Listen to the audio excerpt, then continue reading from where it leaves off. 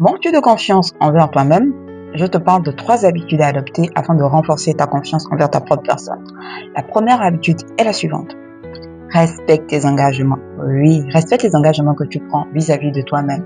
D'abord, respecte-les, c'est hyper important. Maintenant, si pour une raison ou une autre tu n'arrives pas à les respecter, s'il te plaît, ne te condamne pas. Ne te condamne pas, ajuste-toi.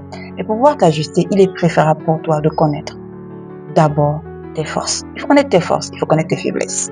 Il faut connaître également tes limites. Et par rapport à tout ça, ça te permettra de t'ajuster. Peut-être ce que tu dois faire ou bien l'engagement que tu as pris est hors de portée parce que tu n'as pas la compétence. Donc, mais si tu le comprends parce que tu as fait cette introspection, je t'assure que ça t'aidera à mieux t'ajuster. La deuxième chose à faire, qui à mon avis est hyper important, c'est de se respecter. Il faudrait que tu arrives à te respecter.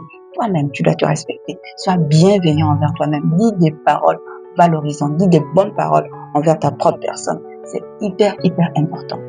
Arrête les histoires, je suis un loser, je suis un perdant, je n'y arriverai pas, je suis nul. Arrête ça. Ça finira par t'impacter. Tu finiras véritablement par être réellement nul.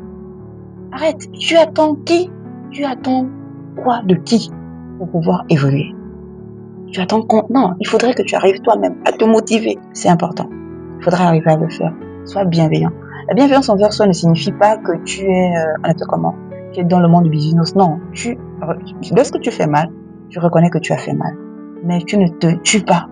Tu sais que tu as la capacité en toi de t'améliorer, de devenir une meilleure version de toi-même. Tu vas reconnaître ton tort et puis tu vas t'améliorer.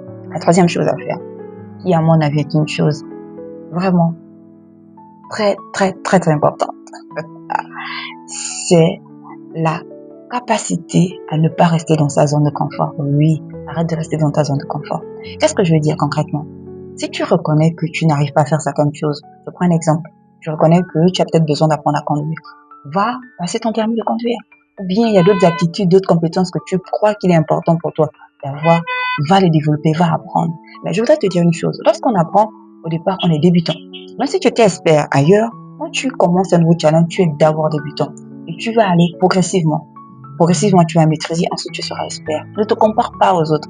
Il y a des gens qui ont commencé avant toi, donc c'est normal qu'elles puissent être en mesure de faire ce que toi tu n'es pas capable de faire. Je t'ai cité 3 éléments, 3 habitudes à adopter. Si tu les adoptes, je t'assure que tu deviendras quelqu'un qui a réellement confiance en son potentiel, en ses capacités.